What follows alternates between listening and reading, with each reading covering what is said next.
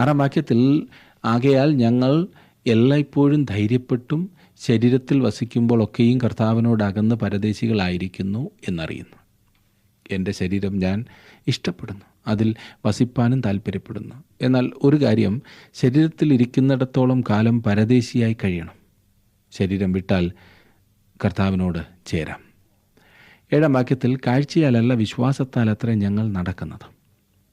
ശരീരം വിട്ടാൽ കർത്താവിനോട് കൂടെ എന്ന കാര്യം നിശ്ചയം ആയിരുന്നു പൗലോസിന്. ഈ നിശ്ചയം പൗലോസിന് എങ്ങനെ ലഭിച്ചു? താൻ പറയുന്നത് വിശ്വാസത്താൽ നാം നടക്കുന്നു എന്നത്രേ.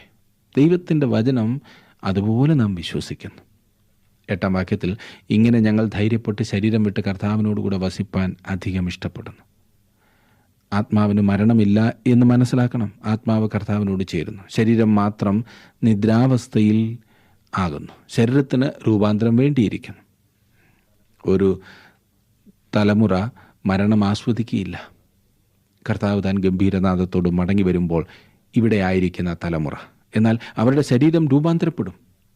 1 കൊരിന്ത്യർ 15-ാം അധ്യായത്തിൻ്റെ 51 മുതൽ 53 വരെയുള്ള വാക്യങ്ങളിൽ പൗലോസ് പറയുന്നത്, ഞാനൊരു മർമ്മം നിങ്ങളോട് പറയാം, നാം എല്ലാവരും നിദ്ര കൊള്ളുകയില്ല, എന്നാൽ അന്ത്യകാഹളനാദത്തിങ്കൽ പെട്ടെന്ന് കണ്ണിമയ്ക്കുന്ന ഇടയിൽ നാം എല്ലാവരും രൂപാന്തരപ്പെടും.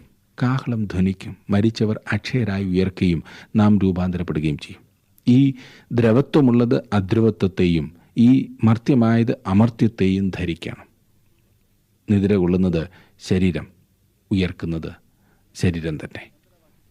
9-ാം വാക്യത്തിൽ, അതുകൊണ്ട് ശരീരത്തിൽ വസിച്ചാലും ശരീരം വിട്ടാലും ഞങ്ങൾ അവനെ പ്രസാദിപ്പിക്കുന്നവരാകുവാൻ അഭിമാനിക്കുന്നു. നമ്മുടെ ജീവിതത്തിന് ഉന്നതമായ ഒരു ലക്ഷ്യം വേണം, ഒരു ഉദ്ദേശം, ഒരു ദർശനം. ഒരു വലിയ മനുഷ്യൻ ആകുന്നതിനോ അല്ല, ദൈവത്തെ പ്രസാദിപ്പിച്ച് ജീവിക്കുവാനായിട്ടുള്ളൊരു ലക്ഷ്യം. അത് മാത്രമായിരിക്കണം നമ്മുടെ ലക്ഷ്യം. അതുണ്ടാകുമ്പോൾ മറ്റെല്ലാം അതിൻ്റെതായ സ്ഥാനത്ത് ക്രമമായി വരുന്നത് നമുക്ക് കാണുവാനായിട്ട് സാധിക്കും. നമ്മെ പ്രിയനായവനിൽ അംഗീകരിച്ചിരിക്കുകയാണ്. ഇത് പൗലോസ് എഫേസ്യ ലേഖനത്തിൽ വ്യക്തമാക്കുന്നു. എഫേസ്യ ലേഖനം 1-ാം അധ്യായത്തിൻ്റെ 5-6 വാക്യങ്ങളിൽ നാം വായിക്കുന്നത്, അവനിൽ തിരഞ്ഞെടുക്കുകയും തിരുഹിതത്തിൻ്റെ പ്രസാദപ്രകാരം യേശുക്രിസ്തു മുഖാന്തരം നമ്മെ ദത്തെടുക്കേണ്ടതിന് അവൻ പ്രിയനായവനിൽ നമുക്ക് സൗജന്യമായി നൽകിയ തൻ്റെ കൃപാമഹത്വത്തിൻ്റെ പുകഴ്ചയ്ക്കായി സ്നേഹത്തിൽ നമ്മെ മുൻനിയമിക്കുകയും ചെയ്തുവല്ലോ. ക്രിസ്തുവിൽ അംഗീകരിക്കപ്പെട്ടു എന്നുള്ളതാണ് ദൈവം മുൻപാകെ എനിക്കുള്ള പ്രാഗൽഭ്യം. ദൈവം ക്രിസ്തുവിൽ എന്നെ കാണുന്നു, എനിക്ക് ആവശ്യമുള്ളതെല്ലാം അവൻ എനിക്കായി നൽകിത്തരുന്നു. അതുമാത്രമല്ല, അവന് അതെല്ലാം ആയിത്തീർന്നു. ജ്ഞാനവും നീതിയും വിശുദ്ധീകരണവും വീണ്ടെടുപ്പും എല്ലാം അവൻ എനിക്കായിട്ടായിത്തീർന്നു. അവൻ എൻ്റെ തികവായി. ദൈവം ക്രിസ്തുവിൽ എന്നെ കാണുന്നു. ഞാൻ അവനിൽ പൂർണ്ണനാണ്. പൂർണ്ണതയോട് എന്തെങ്കിലും കൂടി ചേർക്കുവാൻ താങ്കൾക്ക് സാധ്യമല്ല, അതിൻ്റെ ആവശ്യവുമില്ല. ഒരു വ്യക്തിക്ക് 100% ഉണ്ടെന്നാൽ ആ വ്യക്തിക്ക് അത് മൊത്തം ലഭിച്ചു എന്നാണ് അർത്ഥം. വിശ്വാസികളായിരിക്കുന്ന നമുക്ക് ക്രിസ്തു ഉണ്ട്. അതുമാത്രമല്ല, നമ്മെ പ്രിയനായവനിൽ അംഗീകരിച്ചിരിക്കുകയാണ്. ദൈവം മുൻപാകെ ഓരോ വിശ്വാസിക്കുമുള്ള പ്രാഗൽഭ്യം ക്രിസ്തുവിൽ അംഗീകരിക്കപ്പെട്ടിരിക്കുന്നു എന്നതത്രേ. അവനാൽ അംഗീകരിക്കപ്പെട്ടു എന്നത് വേറൊരു കാര്യം. ഇത് നമ്മുടെ അവസ്ഥയും നാം നമ്മുടെ ജീവിതം നയിക്കുന്ന വിധത്തെയും സൂചിപ്പിക്കുന്നു. നാം ക്രിസ്തുവിനായിട്ടാണോ ജീവിക്കുന്നത്?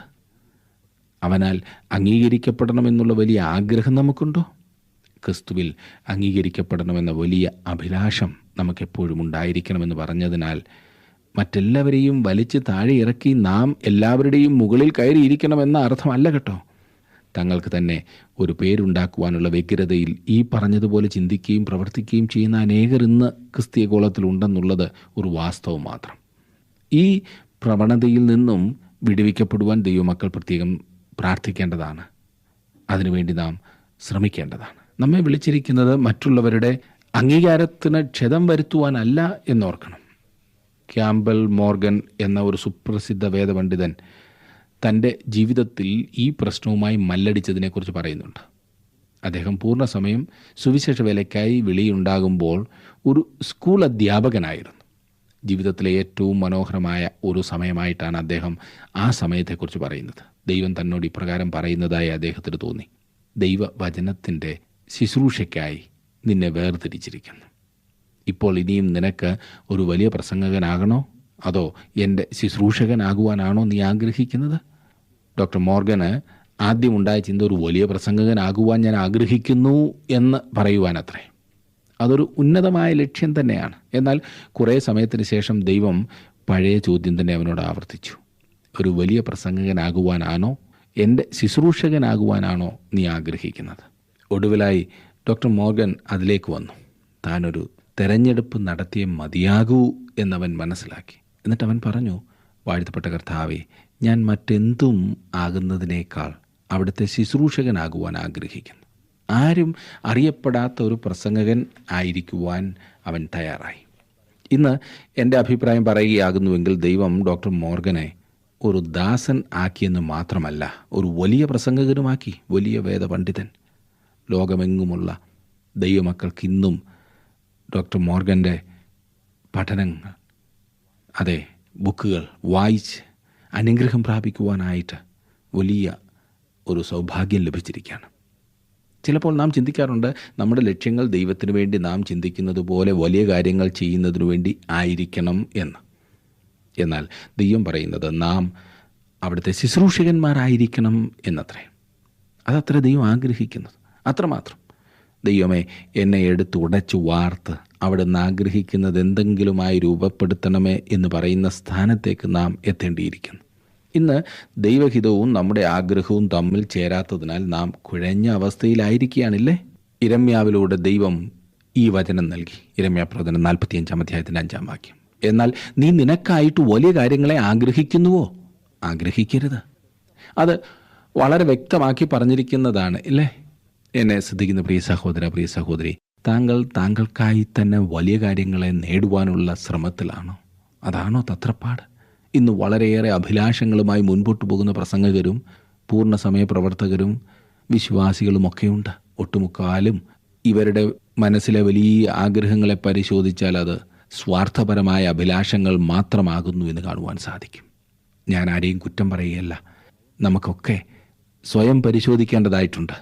വാസ്തവത്തിൽ ഞാൻ ആഗ്രഹിക്കുന്ന ഇന്ന കാര്യം എന്തിനു വേണ്ടിയിട്ടാണ് ഞാൻ അങ്ങനെ ആഗ്രഹിക്കുന്നത്? പലർക്കും ലോകത്തിൻ്റെ അംഗീകാരമാകുന്നു വേണ്ടത്, അല്ലെങ്കിൽ പ്രശസ്തിയാകുന്നു ആവശ്യം. ദൈവാനുഗ്രഹത്തിൻ്റെ മാനദണ്ഡം എന്ന് അവർ ചിന്തിക്കുന്നത് തന്നെ ഈ ലോകത്തിൻ്റെ അംഗീകാരവും അതുപോലെ തന്നെ പ്രശസ്തിയൊക്കെയാണ്. അതിനുവേണ്ടി മാത്രം എന്നിട്ട് സമയം കളയാം. അതിനുവേണ്ടി ഏത് മാർഗവും അവലംബിക്കുവാൻ ഒരു മടിയുമില്ല. ഒരു നല്ല പങ്കും അവലംബിക്കുന്ന മാർഗങ്ങൾ ആത്മീയതയുടെ പരിവേഷമുള്ളതാണ്. ഏതെങ്കിലും ഒരു പ്രത്യേക വരമുള്ള ആളുകളെയാണ് സമൂഹം ആദരിക്കുന്നതെന്ന് മനസ്സിലാക്കിയാൽ തങ്ങൾക്കും ആ വരമുണ്ടെന്ന് വരുത്തി തീർക്കുവാൻ ഏതടവും പ്രയോഗിക്കുന്ന പ്രസംഗകർ നമ്മുടെ സമൂഹത്തിൽ ഇന്ന് ഇവർ വളരെയാണ്. അതേ പ്രിയ സഹോദര, പ്രിയ സഹോദരി, മനസാക്ഷിക്ക് വിരുദ്ധമായി പ്രവർത്തിക്കുന്നത് ആത്മഹത്യാപരമാണ്. ഞാൻ വീണ്ടും പറയട്ടെ, മനസാക്ഷിക്ക് വിരുദ്ധമായി പ്രവർത്തിക്കുന്നത് ആത്മഹത്യാപരമാണ്. വാസ്തവത്തിൽ ദൈവത്തിൻ്റെ ഒരു ശുശ്രൂഷകൻ, ദാസൻ ആകുവാനാണോ താങ്കൾ ആഗ്രഹിക്കുന്നത്? അങ്ങനെയാകുന്നു താങ്കൾ ആഗ്രഹിക്കുന്നതെങ്കിൽ ദൈവം താങ്കൾക്ക് പ്രതിഫലം നൽകുന്ന എന്തെങ്കിലും നേടുവാൻ താങ്കൾക്ക് സാധിക്കും. ഈ കാര്യത്തിൽ ഞാൻ പലപ്പോഴും ഭാരപ്പെടാറുണ്ട്. അവൻ്റെ ദാസൻ മാത്രമാണ് ഞാനെന്ന് എനിക്ക് ഉറപ്പ് വരുത്തണം. അതിനു വേണ്ടിയിട്ട് എന്തുമാത്രം പോരാട്ടമാണ് ഹൃദയത്തിലുള്ളതെന്നറിയാമോ? കാരണം ജഡം അതിനനുവദിക്കില്ല. ജഡം അതിൻ്റേതായ വഴികളും കൊണ്ട് എപ്പോഴും വരും. താഴ്മ തോന്നുന്ന ഒരവസരമുണ്ടെങ്കിൽ നിഗളിച്ചിരിക്കുന്നതാണ് ബാക്കിയുള്ള 10 അവസരങ്ങൾ. എപ്പോഴും ഈ പ്രശ്നത്തെ കൈകാര്യം ചെയ്യുവാൻ നമുക്ക് സാധിക്കുന്നത് ദൈവത്തിൻ്റെ പരിശുദ്ധാത്മാവിൻ്റെ നിയന്ത്രണം കൊണ്ട് മാത്രമാണ്. നമ്മുടെ പ്രാർത്ഥനാ ജീവിതം, ദൈവസന്നിധിയിൽ ചെന്ന് കുറവുകളെ ഏറ്റുപറഞ്ഞ് ദൈവഹിതപ്രകാരം മുൻപോട്ട് പോകുവാൻ നമ്മെ തന്നെ ഏൽപ്പിച്ചു കൊടുക്കുന്നതായിട്ടുള്ള ആ അനുഭവം, അത് താങ്കളുടെ ജീവിതത്തിൽ ഉണ്ടോ സുഹൃത്തേ?